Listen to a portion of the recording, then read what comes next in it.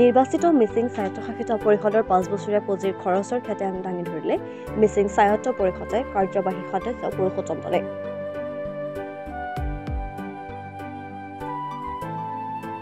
উল্লেখযোগ্য যে কেইবা শতাধিক ৰাজ্যৰ আগত উত্তৰ-পশ্চিম যোৰহাটৰ বাঘফলত সাপ্তাহিক বজাৰ প্ৰেক্ষাগৃহত অনুষ্ঠিত কৰা হয় এই প্ৰতিশ্ৰুতি আৰু প্ৰতিফলনৰ অনুষ্ঠান।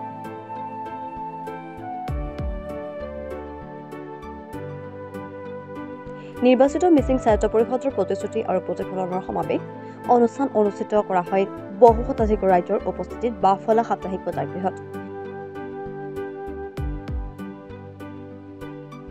মিচিং স্বায়ত্তশাসিত পৰিষদৰ পুৰুষোত্তম দলে ৰাজ্যৰ মাজত তথা ৰাজ্যৰ বাবে অহা স্বায়ত্তশাসিত পৰিষদৰ পুঁজিৰ কামসমূহ কেনেদৰে কত কিমান খৰচ কৰিলে সেইসমূহ কামৰ খতিয়ানসমূহ দাঙি ধৰে ৰাজ্যৰ আগত।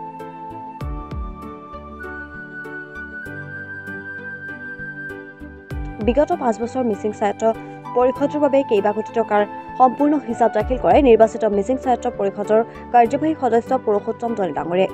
এই হিচাপক লৈ সুখী মিচিং অধ্যুষিত অঞ্চলৰ ৰাইজ। আগন্তুক দিনত আৰু প্ৰায় 4 কোটি টকাৰ পুঁজি নিৰ্বাচিত স্বায়ত্ত পৰিষদে ৰূপায়ণ কৰিব মিচিং স্বায়ত্ত পৰিষদে।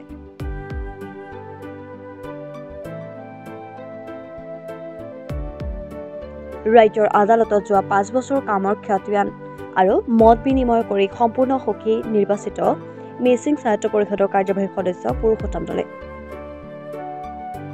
নিৰ্বাচনত যেতিয়া মই নিজকে এগৰাকী প্ৰাৰ্থী হিচাপে অৱতীৰ্ণ হৈছিলোঁ তেতিয়া ৰাইজে বহু সমস্যাৰ কথা আমাক অৱগত কৰিছিল আৰু সেই মৰ্মেও আমি প্ৰতিশ্ৰুতি দিছিলোঁ যে ৰাইজৰ আশীষ যদি পাওঁ ভৱিষ্যতে এইবোৰ পূৰণ কৰিবৰ কাৰণে চেষ্টা কৰিম। আৰু সেই মৰ্মে মই অকলেই নহয়, আজি যিখন নিৰ্বাচিত পৰিষদ আছে নিৰ্বাচিত পৰিষদখন আমাৰ মিত্ৰজোঁটৰ দখলতে আছে। এতিয়াও সম্পূৰ্ণ 10টা বছৰ হৈছে মিত্ৰজোঁটৰ দখলতে আছে। আমাৰ প্ৰত্যেকজন প্ৰতিনিধিয়েই নিজৰ নিজৰ সমষ্টিত প্ৰতিশ্ৰুতি দিছিল আৰু সেই মৰ্মে আমি কাউন্সিলৰ মজিয়াত আলোচনা কৰিছিলোঁ যে আমি ৰাইজক যি ধৰণেৰে এটা প্ৰতিশ্ৰুতি দিছিলোঁ তাৰ এটা খতিয়ান আমি ৰাইজক দাঙি ধৰাটো উচিত হ'ব। নহ'লে এতিয়া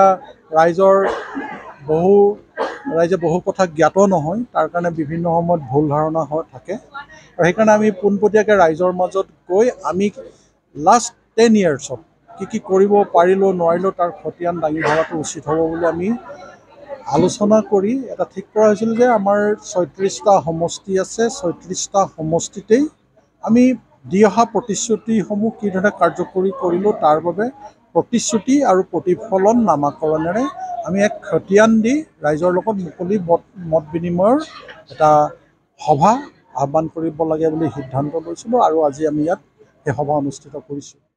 যোৰহাটৰ পৰা বিকি নেওকৰ ৰিপৰ্ট, প্ৰাতঃ টাইম ডিজিটেল। শদিয়াৰ পৰা ধুবুৰীলৈ, বৰাকৰ পৰা ব্ৰহ্মপুত্ৰলৈ সকলোৰে মাজত চিনাকি এটা নাম প্ৰাতঃ টাইম। থলুৱা ভাষা, কৃষ্টি আৰু সত্য বাতৰিৰ আধাৰত প্ৰতিষ্ঠিত খবৰ প্ৰাতঃ টাইমৰ প্ৰতিটো বা বাতৰি পুংখানুপুংখভাৱে চাবলৈ Facebook, YouTube, website, Twitter, Instagram আৰু ব্লগাৰ পেজত লাইক আৰু ফ'ল' কৰক। ধন্যবাদ।